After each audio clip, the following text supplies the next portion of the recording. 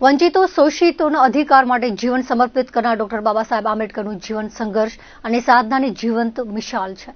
અનેક પ્રલોભનોને વશ થયા વગર તેમણે સમાજમાં બંધુત્વ અને સમાનતાની ભાવનાને બળવત્તર બનાવવા કાર્ય કર્યું હતું.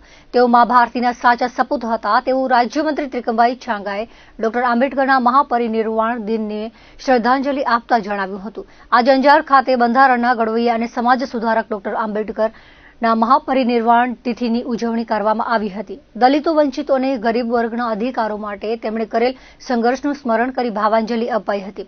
સમાજમાં સમાનતા અને ન્યાયને સ્થાપિત કરવાના તેમના નિર્ધારમાંથી બોધપાઠ લેવાનો સંકલ્પ લેવાયો હતો.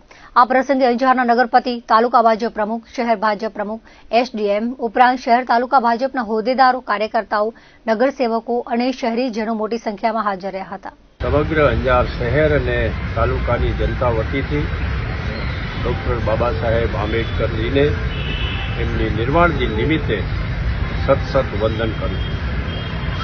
સાહેબ, આ એવી વિશ્વ વિભૂતિ હતા કે જેમણે જીવનમાં સંઘર્ષથી શરૂઆત કરીને વંચિતો, શોષિતો, પીડિતો માટે જીવનભર ઝઝૂમીને એમને ન્યાય અપાવીને સત્તા કે સંપત્તિની કોઈ પણ લાલચમાં આવ્યા વગર એમના અધિકારો માટે ઝઝૂમી અને સમગ્ર જીવનભર જીવ્યા અને છેલ્લે મિત્રો નિર્માણ પામ્યા. ખૂબ દુઃખ થાય કે જ્યારે સામાન્ય વ્યક્તિને પણ માત્ર વંશ વારસાના આધાર ઉપર ભારત રત્નનો એવોર્ડ પ્રાપ્ત થતું હોય અને ભારતના સાચા રત્નને જ્યારે છેક મોડે એમના નિર્માણ પછી 30 વર્ષો પછી ભારત રત્નનો એવોર્ડ પ્રાપ્ત થતો હોય, સ્વાભાવિક એક સામાન્ય નાગરિક તરીકે વંચિતોના પ્રતિનિધિ હોવાના નાતે તો ઠીક, પણ એક સામાન્ય નાગરિકને પણ ખૂબ દુઃખ ઉપજે, ખૂબ પીડા થાય, ખૂબ અન્યાયની અનુભૂતિ થાય એવા પ્રકારનો વ્યવહાર ડોક્ટર બાબા સાહેબ આંબેડકરથી થાય. સાહેબ, તમને એ પણ જાણો છો કે ડોક્ટર બાબા સાહેબની અંતિમ વિધિમાં પણ ભેદભાવ રાખવામાં આવ્યો. આ બધી જ ઘટનાઓ બધા જ લોકો સમજે છે અને વિશેષ વંચિતો તો સમજે જ છે કે જે વંશ વારસાની ગાદીનું અને સમજનારા લોકોએ ડોક્ટર બાબા સાહેબ આંબેડકર પ્રત્યે ખૂબ અન્યાય કર્યો. આજના દિને ડોક્ટર બાબા સાહેબને સાચી શ્રદ્ધાંજલિ તો એ છે કે એમણે જે કેરી કંડારેલી છે, સ્વતંત્રતા, સમાનતા અને બંધુત્વના આદર્શો માટે જીવન પર જીવ્યા, સંઘર્ષ કર્યો, વંચિતોને ન્યાય અપાવવા, એવા ડોક્ટર બાબા સાહેબને સાચી શ્રદ્ધાંજલિ તો એમણે જે માર્ગો કંડારેલી કેળી છે એ કેળી ઉપર આપણે ચાલીએ. વંચિતોને, શોષિતોને, પીડિતોને, સમાજના છેવાડાના તમામ માનવીઓને હું હંમેશા કહું છું કે ડોક્ટર બાબા સાહેબ માત્ર વંચિતોના કે દલિતોના પ્રતિનિધિ નહોતા.